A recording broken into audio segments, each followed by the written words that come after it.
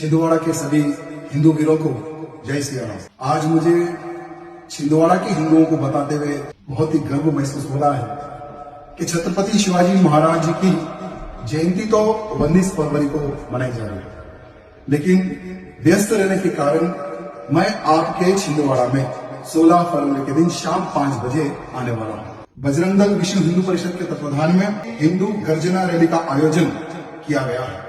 उस रैली में मैं सम्मिलित होने के लिए आ रहा हूँ एवं एक बहुत बड़ी धर्म सभा भी होगी।